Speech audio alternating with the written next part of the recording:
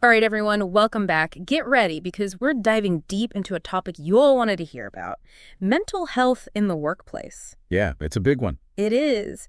We've got two really interesting sources to pull from. Absolutely. One is like this super in-depth article from helpguide.org. Mm-hmm. And then we've got this overview from the Canadian government. Uh-huh. You guys wanted us to look at how this affects, everybody. Right. And both sources really, really hit on that right away. They do. Helpguide.org kicks off with this wild statistic from the World Health Organization. Mental health issues are costing the global economy, get this, $1 trillion a year. Whoa. In lost productivity. $1 trillion. It's massive. That's hard to even fathom. It is. It really highlights that this isn't just a personal issue, Right. It affects everyone, even if you personally are doing okay. Yeah, like it hits your wallet eventually through the economy, right? Exactly. And it's so easy to just be like, I'm stressed, have a bad day at work and just kind of dismiss it. Go for sure. But helpguide.org has this list of symptoms that are like way more serious than just feeling overwhelmed. Yeah. And I think it's great for, people to use to self-assess, or even if you're worried about a colleague, right? Exactly. You can kind of look and say, maybe this is more than just stress. Right. They talk about like changes in your sleeping habit. Yeah. Appetite. Energy levels. Yeah, even like turning to food or alcohol to cope, which is something we'll talk about a little later. For sure. But like it gets real fast. It does. And I think what's good about that is that they're normalizing those experiences, Yeah. Like letting people know, hey, you're not alone if you're feeling this way. For sure. So, okay, let's say you are noticing some of these signs, right? Right. In yourself or in others. Okay. Then. Well, helpguide.org has like a very personal, in-depth approach, whereas the Canadian resource is more big picture. Okay. So we can unpack those kind of separately. Yeah, let's do that. So helpguide.org goes deep on specific conditions. Like, we're talking stress, depression, anxiety, even bullying in the workplace. Yeah. And like one thing that really stood out to me is they actually use real diagnostic criteria, like from the DSM-5. Exactly. Hold on, DSM-5. Explain that to like someone who has no clue. Sure. So the DSM-5 is basically like the official manual of mental health conditions that professionals use. Gotcha. So it gives, real clinical weight to the advice they're giving. So it's not just like some feel-good stuff they came up with. Exactly. It's grounded in, real science and research. Okay, so that makes me feel like more confident about the information, right? Absolutely. And, you mentioned wanting more technical details, so that's a good example of how they're bringing some real expertise to the table. I like it. So helpguide.org is legit. It's not just, random internet advice. Right. Okay, good. But there's a lot packed in here. Oh, yeah. So give me, like, what are some of the strategies that stood out to you? Well, for anxiety, for example, it's interesting because they don't just say, chill out, right? Right. They actually suggest practicing something called the relaxation response. Ooh, relaxation response. Which actively triggers your body's calming systems. Wait, there's like a chill button we can just hit. Not quite that easy. Okay. But it's a technique. Right. That goes beyond just taking a break. Okay. Like, how athletes use deep breathing and focus to perform under pressure? It's kind of like that. I see. You're intentionally activating your parasympathetic nervous system. Okay, now you're getting too technical for me. Okay, basically the part of your system that calms you down. Got it. So it's like a deliberate relaxation. That's way cooler than just saying relax, right? I think so, yeah. I'm actually going to try that next time I'm stressed out. Give it a shot. See, this is why I love these deep dives. Me too. So that's one example. For anxiety, what about some of the other challenges? Well, for depression, they emphasize reaching out for support. Oh, that's good. Like a reminder that you don't have to go through it alone. And they even discuss self-medication, which is a topic that often gets kind of, swept under the rug. Yeah. So you mean like turning to alcohol or drugs or even food. Right, exactly. That's like heavy stuff. It is. And you're right, we don't always see that discussed, Yeah, and it's important because, sometimes our coping mechanisms actually make things worse. Right, exactly. It's good that they're bringing it to light. For sure. But we also have that Canadian resource. Yes. And it takes a totally different approach, right? It does. Like, it's less about you feeling better and more about the whole system getting better. Right, Yes. exactly. So if helpguide.org is like a self-help guide, is Canada.ca like a guide to creating a mentally healthy workplace? Yeah, that's Like from the ground up. Yeah, they give you a framework for organizations to follow. Okay. Almost like a checklist. Okay. So this is perfect for anyone listening who's like, a manager or in HR. Absolutely. This is about creating change on a bigger scale. Yeah. Which is pretty awesome, It is. It's empowering in a different way.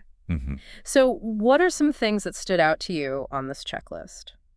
Well, they hit on things like, having clear job roles. Okay, that's important. Making sure workloads are manageable. So don't just dump a ton of stuff on people and expect them to Exactly, yeah. just like deal with it. Right, set them up for success. Yeah, and then they talk about professional development opportunities, Right. which is important too, right? It is. Keeping people engaged, helping them grow. Yeah, It's like preventative maintenance, Yeah, it does. Instead of just putting out fires, you're stopping them from starting in the first place. For sure. And both sources actually highlight something that's so important.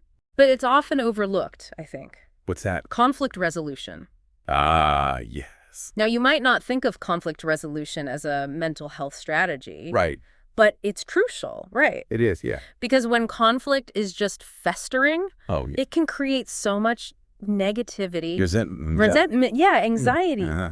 It can, poison a workplace. Absolutely, yeah. Whereas if you have a healthy approach to conflict, Mm-hmm.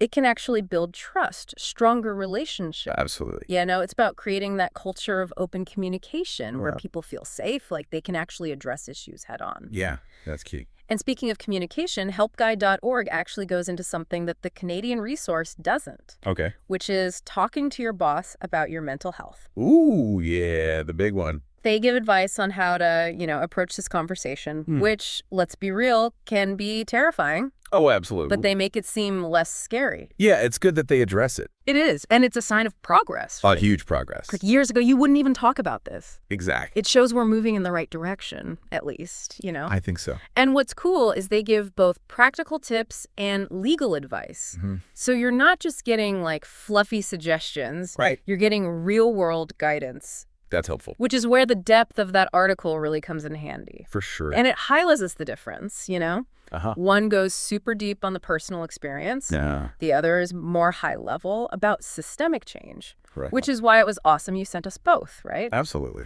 It gives you this whole well-rounded picture. It does. Okay, I think that's a good place to wrap up part 1 of this deep dive. Sounds good. We looked at the personal, we looked at the systemic, but there's so much more to unpack. Oh, yeah. So join us for part 2, where we'll get into those specific recommendations, those strategies for making a healthier workplace for everybody. Looking forward to it. We'll see you then. See you then. Welcome back.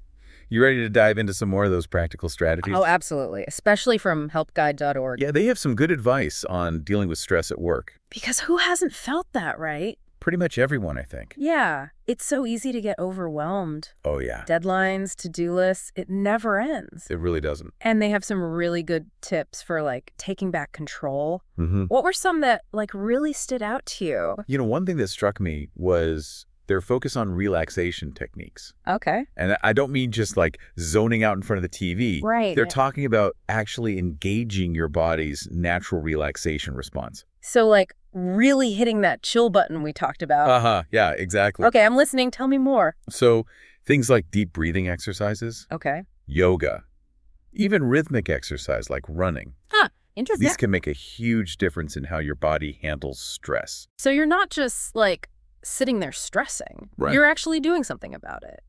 Exactly. I like that.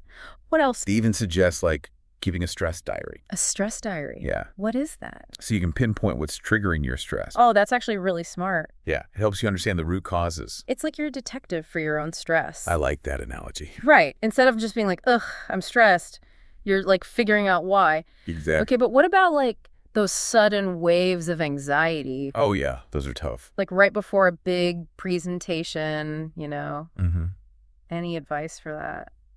Actually, that's where that relaxation response comes in handy. Oh, okay. Learning to control your breathing, quiet that mental chatter, Yeah. can really help stop an anxiety attack. Whoa, seriously. It's like a superpower? It kind of is, yeah. And I can do this, like, at my desk. Absolutely. No one even has to know. I'm basically a Jedi master of chills. Haha, exactly. Okay, but let's shift gears a bit. Okay, remember the Canadian government resource, Mm-hmm. all about creating a mentally healthy workplace. Yeah, the big picture stuff. Right. They have some points that go way beyond, like, just individual coping. Absolutely. They're all about prevention Okay. rather than just treatment. I like that. So it's like you're building a workplace where mental health is valued from day one. Exactly. Okay, so what are some of their recommendations? Like for organizations? Well, they highlight things like clearly defining job roles. Okay, so people know what they're supposed to be doing. Exactly. And ensuring workloads are manageable. Yeah, no one's getting crushed. Right. And offering opportunities for professional development. Okay. It's about setting people up for success, basically. Yeah. Don't just throw them in the deep end and be like, figure it out. Exactly. And, this kind of goes back to what we were saying about conflict resolution. Oh, right. Which both sources actually talk about. They do. And it might not seem like an obvious mental health strategy, right? Yeah. But think about it. Yeah. Unresolved conflict leads to so much negativity. Oh, absolutely. Resentment, anxiety. Yeah. It can really poison a workplace. But a healthy approach to conflict that can actually build trust, make relationships stronger. Right. And it creates a more open environment. Where people feel like they can speak up, As they address issues before they get out of hand. Okay, but let's be real for a second. All right. One of the toughest conversations you might ever have at work is talking to your boss about your mental health. It's a big one. Remember how helpguide.org actually tackles this head on? They do, yeah.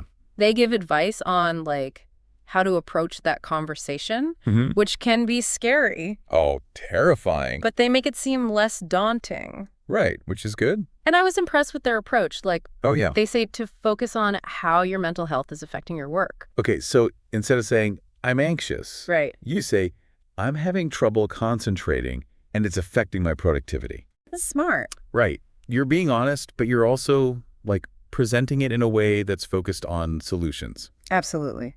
And helpguide.org reminds you to, like, know your legal rights, too. Oh, that's important. Because depending on where you live, you might be entitled to accommodations. Like extra breaks or a modified schedule. Yeah, things like that. That's really helpful. And that's where their in-depth approach is so valuable. Yeah, it's not just general advice. You're getting real, practical guidance. I like it. One thing that really struck me was their discussion of self-medication. Ah. Remember how you said you wanted to see how they handle the tougher aspects of mental health? Well, this is it. Okay. They're acknowledging that when people are struggling, they might turn to things like alcohol, drugs, or even excessive eating to cope. It's a common coping mechanism, unfortunately. Right, and it's often not talked about. No, it's kind of taboo. But they bring it to light, and I think that's so powerful. It is, yeah. Because it's like they're saying, hey, we see you, we get it. Exactly. And that can help break down the shame and stigma. Absolutely. It's a sign of compassion, I think. Yeah. And they make it clear, self-medication is a sign that you need to seek professional help. Develop healthier ways of coping. Absolutely. Like, it's a cry for help, not a character flaw. Exactly. And they also talk about the importance of support, Right. Friends, family, support groups. Yeah, reaching out to people. That's crucial. Because you don't have to go through this alone. No, you really don't. Okay, before we wrap up this part, Sure. I want to go back to the Canadian resource for a sec. Okay. And they had this interesting point about flexible work arrangements. Oh, yeah. Which I think is something a lot of people are thinking about these days. It's a hot topic. And they highlight how, things like telecommuting, flex time, compressed work weeks can actually improve employee well-being. Makes sense. It's about recognizing that people have lives outside of work. And sometimes those lives need flexibility. Right. It's about trust, Yeah. that employees can be productive even if they're not chained to their desks. I think a lot of companies are realizing that. I hope so. It's about creating a more respectful, supportive culture. Where work-life balance is valued. Yeah, and you know what?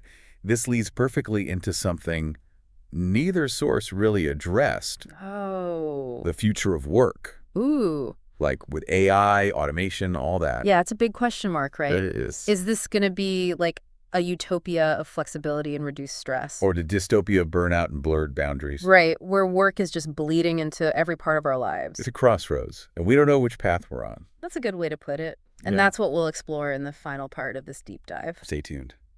All right, we're back for the final part of our deep dive. The big finale. Into mental health in the workplace. And, we covered a lot. They did. From, personal coping strategies to, actually changing the whole workplace to be healthier.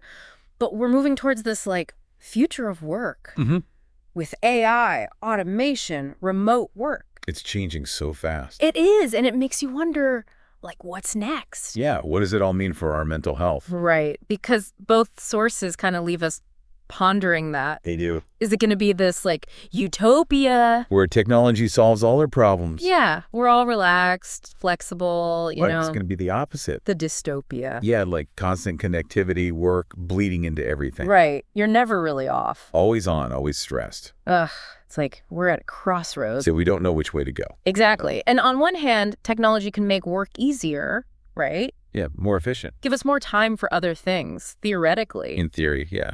But then there's that always-on culture. That's the danger. It's you can never truly disconnect. And that's not good for anyone. It's not. And then there's the fear of, becoming obsolete, right? With AI doing more and more. It's this constant pressure to keep up. And the goalposts keep moving. Exactly. It's exhausting. It is. But there has to be a way to use technology for good, right? There does. And both sources actually hint at that. Oh, okay. Remember how helpguide.org talks about support? Yeah, friends, family, all that. Well, tech can help us with that. Even when we're not physically together. Exactly. Online support groups, mental health apps, even virtual therapy. That's true. It's all making it easier to connect no matter where you are. So tech can actually be a bridge, not a barrier. I like that, a bridge to connection. And then there's remote work, right?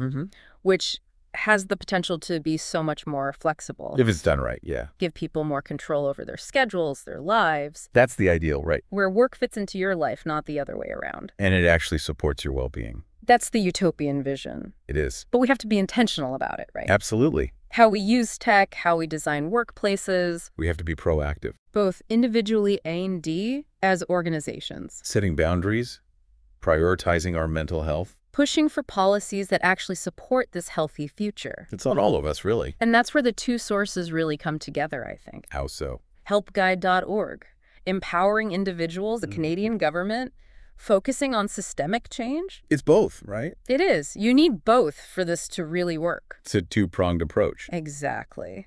So as we wrap up this whole deep dive, I want to leave you all with a little challenge. Okay, I like it. Think about your work environment. Yeah. What small changes can you make, either personally or within your company? To create a more mentally healthy future. Maybe it's setting those boundaries we talked about. Or practicing those relaxation techniques. Or, pushing for more flexibility.